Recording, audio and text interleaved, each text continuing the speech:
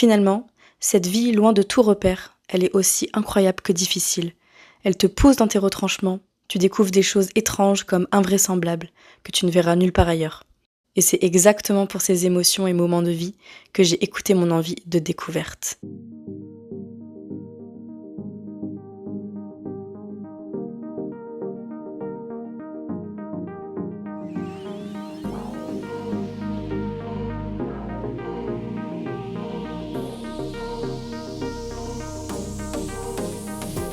Salut vous! Eh bien, cela fait un petit bout de temps que je ne vous ai pas parlé. Je vous rassure, tout va très bien. J'ai été simplement malade ces derniers jours. Ça s'entend d'ailleurs un peu à ma voix, là. Donc je vais essayer de ne pas vous tousser dans les oreilles. Mais j'ai simplement eu aussi besoin de prendre soin de moi parce que vous savez que la création de contenu, c'est quand même tough, hein. Je ne suis pas du tout influenceuse ou quoi que ce soit, mais créer du contenu, des vidéos YouTube, vous enregistrer des podcasts ou autres, ça prend du temps. Il faut aussi de la créativité constante. Et en effet, quand il n'y en a pas, eh ben, on ne poste pas. Mais c'est pas grave du tout parce que je pense qu'à l'heure actuelle, on a tous besoin de prendre soin de notre santé mentale, de notre santé physique aussi. Parce que le cerveau va avec le corps et inversement. Donc je pense que tout ça, c'est le plus important. Donc il faut se prioriser. C'est ce que je dis à tout le monde, donc je vais aussi l'appliquer. Donc c'est pour ça, de temps en temps, c'est bien de prendre du recul sur ce qu'on fait et juste d'apprécier la vie sans forcément créer des choses. Donc priorisez-vous quand c'est nécessaire. C'était mon petit moment explication. En parlant de ça, comment est-ce que vous allez? Est-ce que ces premières semaines de 2024 vous vont à merveille ou alors au contraire ça débute pas comme vous l'auriez espéré? Ne vous inquiétez pas, il y a encore 10 mois pour 2024, donc on a le temps de se rattraper, vous croyez pas?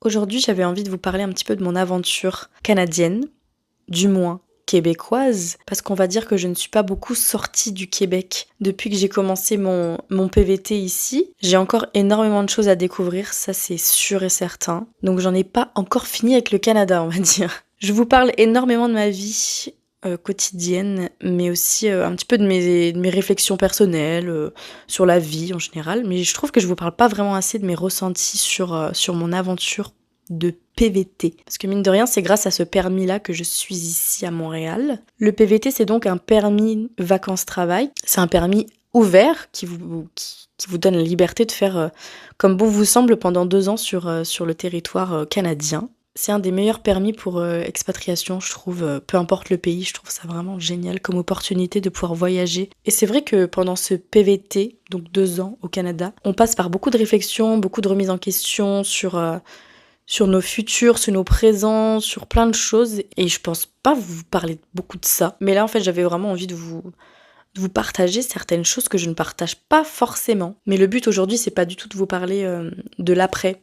C'est surtout de vous parler de mon présent et de ce que j'ai vécu pendant 1 an et demi en termes d'émotions, de remise en question, qui sont intéressantes, je pense, à partager avec vous, que vous me connaissiez un petit peu mieux, mais aussi pour... je pense après pour les prochaines personnes qui viendront ici à Montréal, à Québec, à Vancouver, peu importe, je pense que c'est à peu près les mêmes émotions et les mêmes questions. Bon, rassurez-vous, si vous me suivez depuis longtemps sur YouTube, sur Instagram, vous savez que j'aime ma vie ici. Elle me ressemble et ça n'a jamais été aussi simple pour moi de m'épanouir dans ma vie au quotidien. Qui l'eût cru que ce serait en m'expatriant à l'étranger que je verrai enfin clair sur ma personne et sur mes aspirations dans la vie. C'est quand même assez fou. Mais malgré ce qu'on peut voir sur les réseaux sociaux, ce que je peux vous partager au quotidien, je partage pas tout. Il y a des choses que je garde personnelles. Et il y a aussi des moments de doute dans une aventure comme celle-ci. Déjà que dans une vie régulière de personnes qui ne s'expatrient pas, il y a des doutes constamment. Mais quand vous partez à l'étranger, je trouve que c'est encore pire. Du moins plus intense. C'est pas pire, c'est plus intense. Parce que voilà, on n'est pas chez soi, on a une durée de vie ici parce qu'on n'est pas chez nous, donc il faut faire les papiers, il faut être assez discipliné dans nos démarches, il faut faire attention, il faut tout le temps réfléchir à l'avenir. Moi je trouve que je vis très peu dans le moment présent et j'essaye de le faire pour mon bien-être au quotidien, mais c'est vraiment compliqué et je pense que tous ces doutes au quotidien ils sont dus certainement à ma situation qui n'est pas stable. Alors attention, quand je dis pas stable, c'est pas négatif en soi, c'est juste que, oui, d'un point de vue logique et administratif, ma vie n'est pas stable. Mon permis vacances-travail, il a une échéance Et oui, il va falloir réfléchir à l'avenir. On n'a pas le choix, en fait. Donc c'est un petit peu stressant, je vous avoue. C'est pas rassurant. Et d'un côté, il faut prendre le taureau par les cornes à un moment donné pour se dire, ok, bon, maintenant, on fait quoi? Qu'est-ce que j'ai envie? Qu'est-ce que je veux pour mon avenir? C'est sportif dans nos petits cerveaux, je trouve, d'expatrier. C'est pas facile tout le temps. Mais c'est pas tout le temps ça pendant ce PVT. Et certainement que d'une personne à une autre, ça varie, puisque voilà, on n'a pas tous les mêmes objectifs de vie, on n'a pas tous les mêmes objectifs quand on arrive ici, on n'a pas tous les mêmes buts, les mêmes aspirations quand on arrive dans un autre pays. Ça peut être juste du voyage, ça peut être de s'établir ad vitam aeternam, ça peut être de juste venir ici, se questionner sur sa vie. Enfin voilà, on a tous des histoires de vie différentes et des buts différents, mais je pense que oui, on se la coule douce un petit peu sur le début de notre aventure, et puis en fait, quand vient la fin et les derniers mois, on se demande ok. Et ensuite, moi en tout cas, au début, ça a été vraiment la découverte, forcément, parce que je ne connaissais pas Montréal avant.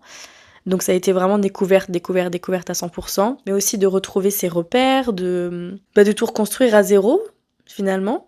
En sachant que, voilà, dans 2 ans, il faudra se décider, quoi. Mais vraiment, au début, on est vraiment plus dans le moment présent, hein, ça c'est sûr et certain. J'ai bien plus profité sur, on va dire, ma première année. Et à l'allure à laquelle la première année est passée, la deuxième va être encore plus rapide, mais sachant qu'il y a là des questionnements plus importants qui arrivent à cette période. Donc je peux vous dire que c'est pas super rassurant. Mais je pense là encore une fois que si on se prépare bien en avance, si on se pose les bonnes questions, qu'on est sûr de nous, ou qu'on soit sûr ou pas sûr en fait, je pense pas que ce soit une question de certitude, c'est juste de faire les choses en temps et en heure pour pas se retrouver dans des situations délicates, quoi. Aujourd'hui, c'est pas du tout pour vous parler de la suite de mon aventure ou qu'est-ce que je décide de faire, etc. Je ne sais pas du tout comment est-ce que je vais vous en parler, parce que les choses ne sont pas encore sûres et certaines, mais enfin elles sont certaines dans ma tête, mais maintenant il faut engager certaines choses derrière qui sont un peu plus longues, et je pense que de toute façon il faut parler des choses que lorsqu'on est prêt. Donc vous le saurez en temps et en heure, mais je veux juste revenir sur mes 1 an et demi qui sont passés, et comment est vraiment ma vie. Pas en tant que Française, pas du tout, mais je veux dire, avec ce permis temporaire, d'être partie loin de tout repère, en fait, qu'on connaît en France, et de nos proches, surtout en étant seule, parce que je pense que ma situation diffère de celles et ceux qui sont venus en couple ou entre amis. Je trouve ça vraiment super intéressant de revenir un petit peu sur mes ressentis durant ces 1 an et demi jusqu'à présent, 1 an et demi, mais en fait, c'est complètement fou, parce que je réalise là que ça fait 1 an et demi, mais j'ai l'impression que je suis arrivée hier, quoi. Et d'un côté, j'ai l'impression que j'ai toujours été ici à Montréal. Non mais c'est complètement malade. Les perceptions sont tellement étranges, parce que vraiment, d'un côté, dans certaines situations, 1 an et demi, ça peut paraître tellement long. Mais alors en mon cas, je trouve que je réalise que dans 6 mois, ça fera 2 ans que je suis ici. Mais attendez, 2 ans, c'est quand même long, je veux dire. Vous voyez, c'est long. Mais je trouve que c'était rapide, mais alors à un point. C'est normal, parce qu'en fait, Mais c'est normal parce que j'étais en pleine découverte pendant 1 an et demi. Je ne connais pas tout Montréal encore. Je n'ai quasiment rien vu du Canada, du Québec. J'ai vu que Québec. Là encore, mon souvenir commence à s'évaporer puisque j'y étais il y a 1 an. Donc vous voyez, encore une fois, ça passe vite. Tout ça pour dire qu'il y a énormément de choses encore que j'ai à découvrir, à voir, à expérimenter, que ça prend du temps et que c'est ok. Je dis ça parce qu'au début, je me mettais énormément de pression parce que je me comparais à toutes les autres personnes que je connaissais qui étaient ici en PVT ou qui arrivaient en PVT. Je les voyais aller faire du chien de traîneau, des chalets, des road trips, aller à Vancouver, voir les aurores boréales. Et moi, j'étais là, dans ma petite chambre, dans ma colocation.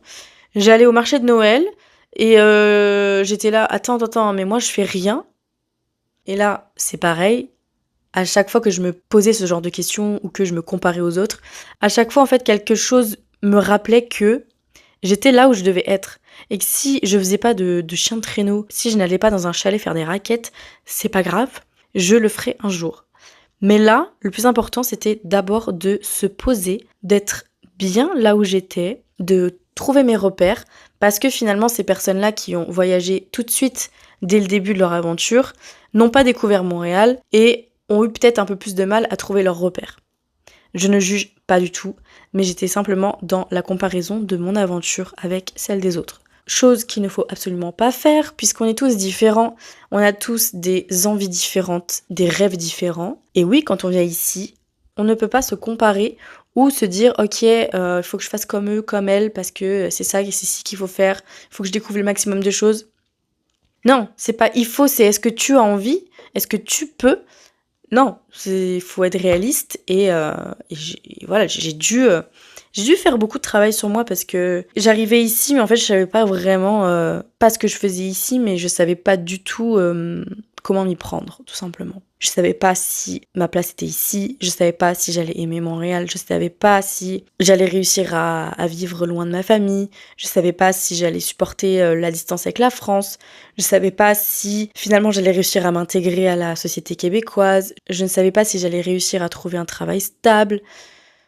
Vous voyez, c'est tout plein de questionnements comme ça au début qui m'ont traversée, mais je pense que c'est totalement légitime et totalement normal. Ça fait partie d'une aventure d'expatriation, c'est normal en fait. C'est totalement correct de passer par ce genre de choses. Et je suis contente d'ailleurs d'être passée à travers ce genre de moments parce que finalement ça me fait apprécier encore plus ce que j'ai aujourd'hui et ça m'a permis de faire les choses petit à petit, de pouvoir me poser et poser tout autour de moi tranquillement, petit à petit, de trouver un quartier dans lequel je me sentais bien, de découvrir beaucoup de choses sur Montréal, de me faire des amis, parce que c'était important pour moi aussi d'avoir une bonne vie sociale, puisque je suis loin de mes proches, donc forcément il fallait que je trouve quand même une compensation à l'affect qui allait manquer, c'est sûr et certain, à un moment donné, mais ça c'est pareil, ça s'est fait petit à petit, ça se fait pas en un clin d'œil, et je pense qu'il faut se laisser le temps. Maintenant, ça dépend aussi de ce que vous attendez de cette expérience en fait. Là, je parle vraiment en mon cas, mais on n'a pas tous du tout les mêmes envies en fait quand on part vivre à l'étranger. On a peut-être juste envie de barouder, d'avoir un sac à dos, d'avoir un van, de faire le tour du Québec, de faire le tour de l'Australie. Enfin, on a tous des envies différentes et il faut accepter ça. Quand moi je vous partage tout ça, je m'attends pas à ce que vous fassiez comme moi, pas du tout. C'est juste pour vous donner un point de repère et vous montrer que moi je le vis comme ça. Mais vous n'êtes même pas du tout obligé de le vivre comme moi en fait. Vous faites ce que vous voulez, vous aspirez à ce que vous voulez, vous rêvez de ce que vous voulez et vous faites ce que vous désirez. Faut vraiment être indulgent avec soi-même parce que une expatriation, ça remue beaucoup de choses en vous, en nous. Ça peut briser des couples, ça peut briser des amitiés, ça peut vous rapprocher de votre famille même si vous êtes à distance, ça peut casser des choses, ça peut renouer des choses, ça peut faire plein de choses, ça peut faire des dégâts comme ça peut faire de magnifiques choses. Il faut en être conscient et je pense que voilà, c'est une magnifique aventure aussi, il faut quand même être reconnaissant de la chance qu'on a de vivre ça, d'avoir été tiré au sort et d'avoir aussi eu les moyens de pouvoir partir, parce que c'est bien d'être tiré au sort, mais faut-il encore réussir à partir? Et je sais combien de personnes m'ont dit « Oh, moi j'avais ma Ellie, mais j'ai jamais pu partir. » C'est vrai que c'est bien dommage. C'est vrai qu'aussi, il faut être prêt avant de partir, ou pas. On peut ne pas être prêt du tout. Moi, est-ce que je me suis demandé une fois si j'étais prête? Je ne pense pas. Je me suis juste dit « Ok, let's go, va vivre ta vie, va vivre des choses incroyables. Si c'est là-bas que tu dois te trouver, tu te trouveras là-bas. Si c'est pas là-bas, ce sera pas là-bas. Si tu dois te rendre compte que tu fais une erreur, bah tu t'en rendras compte. Si tu dois te rendre compte que bah finalement c'est là-bas que tu dois rester, tu y resteras. Je ne sais pas si c'est très clair ce que je raconte là, mais je pense que ça fait du sens quand même un petit peu. Mais c'est aussi quelque chose qu'il faut vivre pour le comprendre. C'est pour ça que je vous dis, essayez de vivre ça à l'instant présent. Je l'ai fait pendant la première année, ce que je vous disais tout à l'heure. Mais en fait, arrivé à la première année, on se dit « Waouh, ok, ça fait déjà 1 an que je suis là. » Bon, donc c'est beaucoup de remises en question. Moi, je suis passée par des remises en question, je pense, tous les 3 mois, quoi, c'est fou. La première année, beaucoup plus, parce qu'on réalise que ces 12 mois sont passés à une vitesse folle, que la deuxième année va passer aussi vite, sauf qu'elle va être différente, et qu'elle va passer peut-être bien plus vite, parce qu'on va devoir faire des choix qui vont nous plaire ou nous déplaire, et que là, il va falloir sortir de notre Eldorado dans nos têtes pour affronter la vie réelle et les choses d'adultes. Ou pas, encore une fois, je dis ça, mais c'est complètement faux, parce que ça dépend de vos projets, ça dépend de vos envies après ce PVT. Peut-être que vous ne resterez même pas les 2 années, peut-être que vous aurez envie de vous lancer dans les démarches pour rester ensuite, mais qu'au final, vous ne trouverez pas assez le courage pour le faire. Peut-être que finalement vous réussirez à avoir votre RP mais que vous direz ok ouais c'est cool je l'ai mais en fait non je veux pas. Je rentre. Mais c'est comme ça, c'est la vie et on fait pas tous des choix exceptionnels et incroyables. Dites-moi vraiment si on fait toujours les bons choix, comment est-ce qu'on sait qu'on fait les bons choix? Ça c'est un autre sujet, mais comment est-ce qu'on sait qu'on fait les bons choix? Comment est-ce qu'on sait qu'on a fait le bon choix de vouloir partir au Canada? Comment est-ce qu'on sait qu'on fait le bon choix de vouloir demander notre résidence permanente? Je vous le demande. Ou si vous croyez savoir ce que c'est de faire le bon choix, je vous lirai avec plaisir. Et de toute façon, ces aventures, que ce soit un PVT ou autre, je parle pas forcément là de la nature du permis avec lequel vous êtes à l'étranger. Je pense que de toute façon, ces aventures-là, elles sont faites de choix constants sur le choix de choisir une colocation, de vivre seul, le travail qu'on va choisir. Mais ça, c'est comme dans la vie que vous auriez peut-être eu en France, c'est la même chose. Ça change rien, c'est juste que là, les émotions et les ressentis sont décuplés parce qu'on est loin de chez nous. C'est un contexte tellement différent que je pense même pas que ce soit comparable finalement. Mais c'est ça, une vie à l'étranger, c'est rempli de questionnements, de joie de vivre, de découvertes, d'expériences, de casse-gueule. Parce qu'on se casse la figure de temps en temps, mais que ça fait partie de la vie, ça fait partie de nos apprentissages. Et c'est pour ça que je l'aime tant, cette aventure, parce que elle m'a fait grandir à un point où vous n'imaginez même pas. Les réflexions que je vous ai proposées depuis le début de ce podcast, je ne les avais pas il y a 1 an et demi. Je ne les avais pas du tout. J'ai appris, avec le temps, j'ai appris grâce à ma solitude. J'ai appris grâce aux personnes qui ont croisé mon chemin, qui sont toujours à mes côtés actuellement et celles qui ne le sont plus. J'ai appris de la vie en général, j'ai appris de mes erreurs. C'est ça qui est beau avec ce genre d'aventure. C'est qu'on s'attend peut-être à des choses, mais en fait vous allez voir que c'est complètement différent de ce qu'on a pu penser ou de ce qu'on a pu imaginer. C'est à milieu de tout ça. Est-ce que je referai un épisode de ce style-là sur la fin de mon PVT? Je pense que la fin de ce PVT va me faire créer beaucoup de choses, beaucoup de retours en arrière sur ces 2 années folles. Et je dis ça comme si c'était terminé demain, mais pas du tout. Sauf que je sais que 6 mois, ça passe en un claquement de doigts.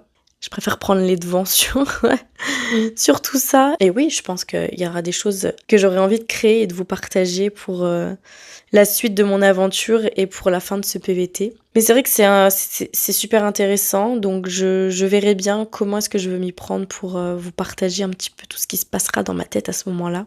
Même si vous aurez déjà, pendant les 6 mois à venir, une petite ébauche de ma vie sur Instagram. D'ailleurs, je vous invite à venir nous rejoindre. Vous aurez tous les liens dans la description de ce podcast. Bon, je ne fais pas de pub, hein. Bon, en soi, c'est de la pub pour moi-même, donc bon, c'est pas très grave, j'ai le droit. Je ne force personne, vous faites ce que vous voulez. Mais c'est juste pour vous dire que voilà, les podcasts, c'est super, mais au quotidien, si vous voulez savoir un petit peu mes réflexions et ce à quoi je pense, eh bien, vous êtes les bienvenus sur Instagram. Finalement, cette vie loin de tout repère, elle est aussi incroyable que difficile. Elle te pose dans tes retranchements, tu découvres des choses étranges comme invraisemblables que tu ne verras nulle part ailleurs. Et c'est exactement pour ces émotions et ces moments de vie que j'ai écouté mon envie de découverte. J'espère que je vous ai dit tout ce que j'avais envie de dire, que je ne me suis pas éparpillée. C'est pas plus que ça, c'est pas moins que ça, c'est ça. C'est peut-être pas énorme, c'est mon aventure tout simplement.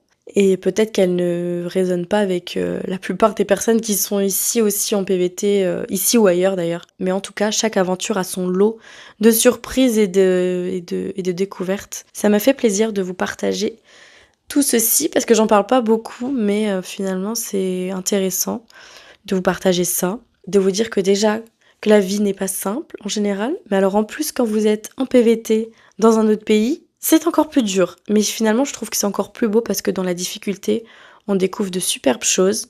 C'est dommage qu'il faille passer par des petits moments difficiles, des remises en question, des doutes, mais ça fait partie de la vie. Il faut passer par des moments comme ça pour se rendre compte de la chance qu'on a, se rendre compte de ce qu'on vaut et de ce qu'on est capable de faire. Parce que croyez-moi, on est capable de beaucoup de choses. Il faut juste pas trop penser et y aller. Se faire confiance aussi, faire confiance à la vie et aux éléments, même si c'est pas simple tout le temps. J'essaye de me le dire et de le faire, mais c'est vrai que c'est pas donné à tout le monde, quoi. Ça s'apprend. Je n'avais aucune structure pour cet épisode, donc j'espère que ça n'a pas ni queue ni tête. ce que je vous ai raconté aujourd'hui. Quoi qu'il en soit, c'est du naturel et c'est de la spontanéité, donc je m'en fiche un petit peu, on va dire. De toute façon, je vous concocte ça pour que ça ait du sens dans vos petites oreilles. Je vous souhaite une bonne journée, bonne soirée, bon après-midi, peu importe où vous êtes, ce que vous faites. J'espère que vous prenez soin de vous. Moi, je le fais de plus en plus et ça fait du bien de lâcher un peu de temps en temps. On se retrouve bientôt. Surtout, n'ayez pas peur de vivre. Ça, c'est ma devise. Vivez. Même si on se casse la gueule de temps en temps, c'est beau quand même. Je vous fais des bisous. On se retrouve bientôt. Bye!